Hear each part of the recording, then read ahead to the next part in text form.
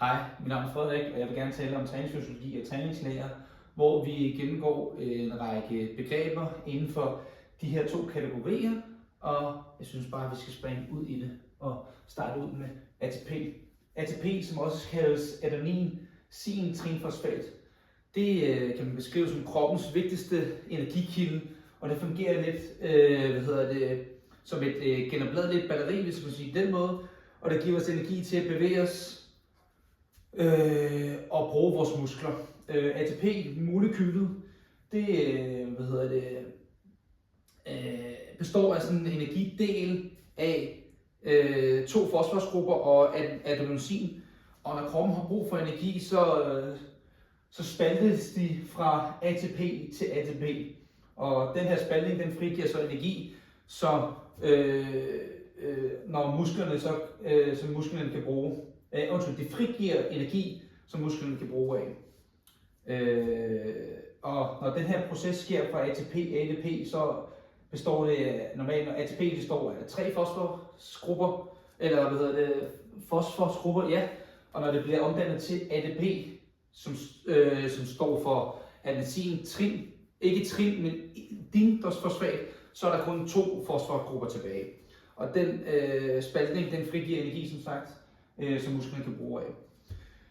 ATP, det er noget, der hurtigt bliver brugt op, alt efter hvilket arbejde man laver, og derfor skal kroppen også kunne genopbygge det igen. Og det kan man gøre på 2 forskellige måder. Det kan man gøre, hvis man laver noget med ilt, så bruger man det aerobe energiomsætning, som vi kommer ind på senere, hvor kroppen den bruger ilt til at nedbryde fedt og kulhydrater, for ligesom at kunne genopbygge det her ATP. Og så er der den anden proces, som er uden ilt, og det er en anaerobe energiomsætning, hvor kroppen hurtigt skal producere ATP, men kun over et kort tid. Og det kan fx være, hvis man skulle lave en sprint, 100 meter løb for eksempel. Så man kan jo sige kort sagt omkring ATP, jamen, så er det jo bare, at det er en måde, man hurtigt kan få energi på.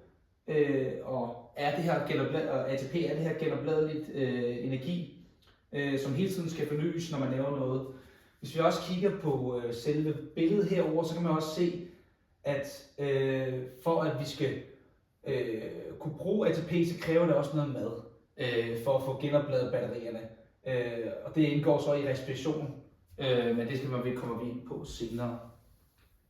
Vi går videre til iltoptagelse, som en af de vigtigste faktorer, og kondital. Og hvad er nu det? Det er en af de vigtigste faktorer, hvis man skal præstere i udholdenhedssport. Det hedder det her VO2 max, og V det er volumen, og det står for den antal liter, man kan optage, når man laver noget. O2 det er selvfølgelig ilten, man optager, og max det er det maksimale mængde ilt, kroppen kan optage og bruge per minut. Så det er det, VO2 står for. Og det bliver så målt, det er sådan, man måler konditionen. Hvis vi, det jeg også vil sige videre fra, hvis man skal beregne sit kondital, eller hvis man skal kunne ud og sige, at jeg har et godt kondital, jamen, så vil jeg sige, jo højere kondital man har, jo bedre evne har man til at kunne udføre fysisk aktivitet med større intensitet og med større hurtighed. Og hvordan kan man jo så teste det? Jo, det er sådan, at når man skal have målt sit kondital, så er der nogle principper, man skal gå efter. Herover kan vi se en tabel, som er udarbejdet af en masse eksperter, der kan forklare de forskellige aldre og hvilke det passer, og hvordan man måler sit kondital.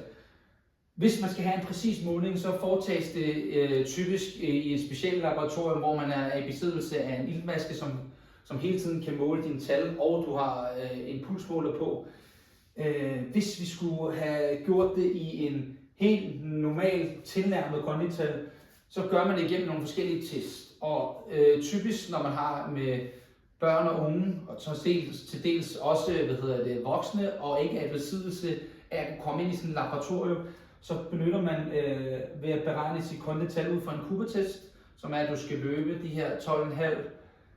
Hvad er det? Du løber det du maksimalt kan ud for 12 minutter, altså en løbedistance, eller en PIP-test, som er det her udholdenhedstest, hvor du løber fra kejle med 20 meters afstand fra kejle til kejle, indtil man ikke kan mere og løber på et bip. Og derfor hopper vi videre til energiomsætningen. Og her vil jeg lidt snakke om, jamen, hvordan, det kan vi også lidt i forhold til ATP, som vi snakkede om tidligere, jamen, hvordan kan vi bruge, hvordan omsætter man energi, til man kan bruge det, når man lærer fysisk aktiv. Jamen, eventuelt, hvordan man gør det. Hvis vi tager det for eksempel med den her lille kartoffel her, hvis man skal omsætte det, så kan man for eksempel, og man skal bruge det i sine muskler, så skal man for eksempel have noget ind for, at man kan gendanne sin ATP og sine muskler. Og det sker, når vi spiser noget, og i det her tilfælde har jeg taget en kartoffel, som kommer ned i vores fordøjelsessystem. Kartofler, det står også her, det er det her sukkerstof, som kaldes glukose. Det bliver nedbrudt i vores fordøjelse, og når det så er blevet nedbrudt, så tager man nogle af de, så tager vi nogle af de, ting, man kan bruge for kartoflen, det vil sige altså proteiner, kulhydrater og fedtstoffer, det tager man og anvender dem, og så bliver de transporteret ud i blodet. Og når det så gør, så bruger kroppen de remedier, som man har fået fra sukkerstoffet, og bruger til, når man skal være aktivt. Det, der så præcis sker ude i musklen, det er den energi, der kommer fra kartoflen, det kommer ud til de her små muskelceller, og det er den, de bruger energien til. Og det er også det, der sker, altså, at de her små organeller inde i cellen, de hedder mitokondrierne, som er energidepoterne inde i kroppen.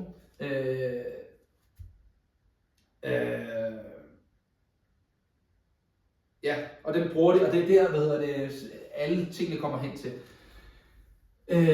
Og det er jo så herinde i den her celle, at energien fra glukosen, den bliver omdannet til energi, som vi bruger musklen til, at bevæge sig, og det sker jo så på de her to måder, som var de to forskellige måder, man kan bruge på, og det var anaerob og aerob effekt. Yes. Aerob træning, det er med ilt, og det vil jo sige, at det er den her effekt, man bruger, når man laver noget længerevarende fysisk aktivitet. Man kalder det også koordinationstræning eller kredsløbstræning, hvor det er nogle aktiviteter, hvor man bruger ilt til at gendanne ATP. Og den træningsform, den forbedrer kroppens evne til at transportere, optage ilt. Og det finder sted i, som sagt, som vi nævnte før, i cellens mitokondrier, som er cellernes, energikilde. Når man laver aerob træning, så medfører det nogle centrale og nogle perifære tilpasninger i kroppen, som kan være med til at forbedre ens udholdenhed, ens iltoptagelse, men i takt også ens kredsløb. For eksempel så forbedres ens evne til at lagre, eller det vil sige opretholde de her kulhydrater. Det gør også, at ens svedproduktion den bliver øget, som gør, at man også, og det øger også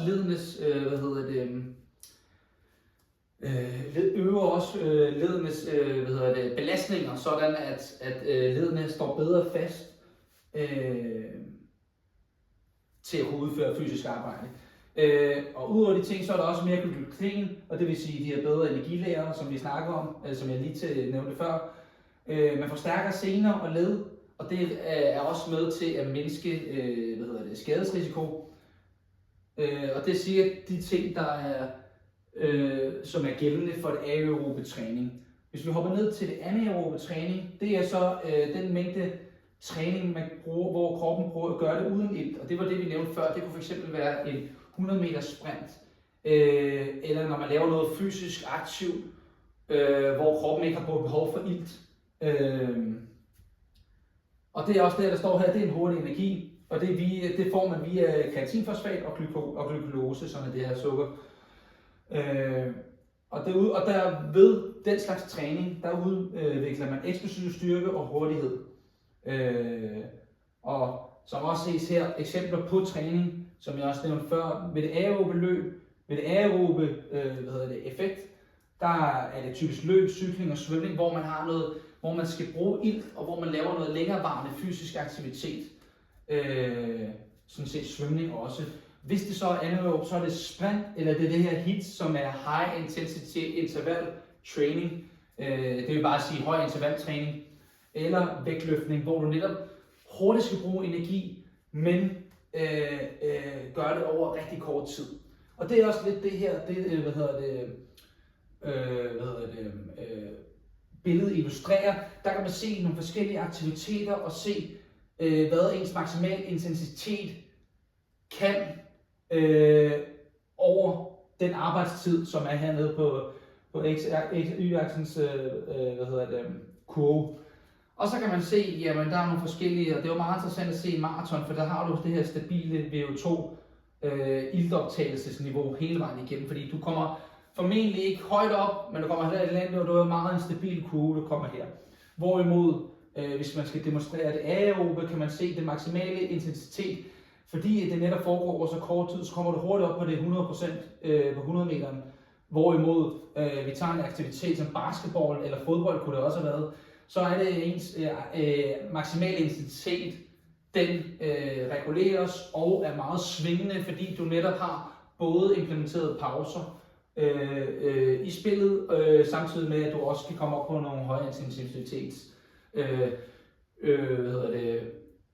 udførelser. Ja. Vi går videre til muskelkoncentrationen. Og hvad er det nu egentlig det? Det er, når man bruger musklerne, og det er afhængigt af hvilken aktivitet man bruger. I mange tilfælde så er det, at musklen enten forkortes en smule eller forlænges. Og et eksempel kunne være, hvis vi kigger på sådan noget som statisk muskelarbejde, det vil sige hernede, hvor at, du har en uændret længde. Det kunne fx være, hvis man statisk hang i armene på en ribbe, eller man lige har en eller anden stang, man kan hænge sig i, så er det, at du foretager noget fysisk, men det er noget statisk forarbejde. Og udover den statiske, så er der også den dynamiske muskelkontraktion. Og her der opdeler man den i ekscentrisk og koncentrisk kontraktion. Og hvad betyder egentlig det? Jamen det betyder den måde musklen den bevæger sig på. Hvis vi kigger på billedet heroppe, så kan man se, at der står der koncentrisk kontraktion. Det vil sige, at musklen forkortes. Det vil sige, at hvis jeg tog en vægt og løfter den, så laver jeg en koncentrisk bevægelse. Og hvis vi skal ned til det ekscentriske, så netop er det, den anden vej, det er, at musklen forlænges, og det vil sige, at jeg tager min vægt så meget op i det koncentriske, ned til det ekscentriske, hvor at min arm går ned. Så med andre ord, så betyder det bare, at musklen den kan udvikle kraft, altså både med, ved at forkorte musklen og forlænge den. Man kan jo sige, at det her det er jo bare en slags øvelse, man kunne udføre, når det handler om muskelkonstruktioner. Der er jo selvfølgelig andre aktiviteter, andre måder, man kunne kigge på muskelkontraktioner. Det kunne fx også være via armstrækker. Der ser det lidt til dels anderledes ud, men pointen og bevægelserne i koncentrisk og ekscentrisk er det samme. Yes. Vi hopper videre over til grundtræning, som er et lidt, kan man sige, basalt begreb, men det grundlæggende er, at man sørger for at lave noget bevægelsestræning, som både kan forbedre ens styrke og vedligeholder den krop, sådan at du kan formå at være fysisk aktiv. Og så det vil sige, uanset hvilken alder du er, hvilken køn du er, eller hvilken fysisk format du er i, så er grundtræning ligesom et begreb, der siger, at alle aktiviteter og alle niveauer kan man tilpasse ind til det. Man kan sige, at almen grundtræning, det er det, vi kalder den nødvendige kompetencer, hvor man kan dele grundtræning op i 3 dele, det skulle jeg lige have sagt før. den almindelige grundtræning, den specifikke grundtræning og personlig grundtræning. Almindelig grundtræning, det er det nødvendige. Og det kan være sådan nogle hverdagsting, man laver ude i hverdagen. Det kunne fx være, at man benytter sig af trapper, eller løber efter busken, bukser, eller dyrker almindelig motion, som cykle eller løbe i et vis antal, i det tempo, man nu kan. Kigger vi på specifik grundtræning, jamen, så kan man sige, at her er der nogle særlige kompetencer, man leder efter. Og det kan fx være inden for sport, eller idræt, eller dans, og det kan også være ens dagligdags. Jeg vil sige, til den her, der passer det, hvis man skal have nogle særlige kompetencer, så kan det fx være at sammenligne fodbold og tennis for eksempel. Hvis jeg skulle lave specifik træning til fodbold, jamen, så ville jeg jo typisk fokusere på benene. Hvis jeg skulle benytte mig af at lave specifik træning inden for tennis, jamen, så ville jeg jo nok fokusere lidt på mine arme og mine skuldre. Og det kunne sådan set bare være, at man lavede høje knæ i fodbolden eller hælspark for at varme ledene op og sørge for, at man er klar. Og samme procedure gælder for tennis. Jamen, det vil være, at man benytter sig af nogle armbevægelser, eller det her, hvor man svinger dem frem og tilbage og bevæger sig, og det kan man også gøre med skuldrene. Så er der den personlige grundtræning, og det er lidt anderledes. Det er individuelle kompetencer, hvor man måske decideret går ind på noget specifikt. Det er måske mere fokus på ens individuelle behov, og det kan meget typisk være, hvis man har foretaget en skade et vist sted. Så kan man jo kigge nærmere på, hvor er jeg svag, hvor kan jeg forbedre det.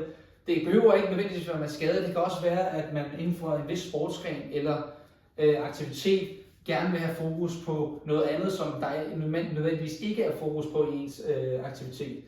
Så kan man kigge mere på det personlige, og det skal du nok have hjælp til via en træner eller en ekspert.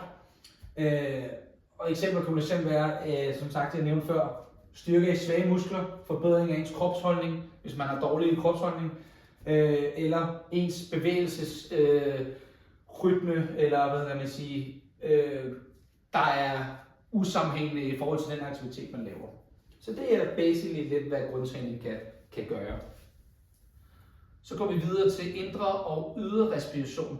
Jamen, der er to forskellige måder. Den indre respiration, det er, at det sker ved forbrænding af næringsstoffer, hvor man bruger cellerne O2, det vil sige ilt, og danner kuldioxid. Og den føres til cellerne mod blodbanen, og den bliver også transporteret til kuldioxiden bort. Så det vil sige, det er når du indunder og ånder ud. Og det er så den, det kaldes den indre respiration. Og den ydre respiration er så lidt, det er jo så lidt det modsatte. For at bevare det indre miljø i kroppen, så skal man konstant have hensyn til koncentrationerne med ilt og CO2, eller O2 og CO2, som er kuldioxid, hvor man får tilføjet O2 og fjerner CO2 fra blodet. Og det svarer til den indre respiration. Og det sker i lungen. Ligesom det. Og det sker i lungerne, og det kaldes for den ydre respiration. Hvis vi lige kigger ned på skemaet hernede, så er der en tabel, der viser over de forskellige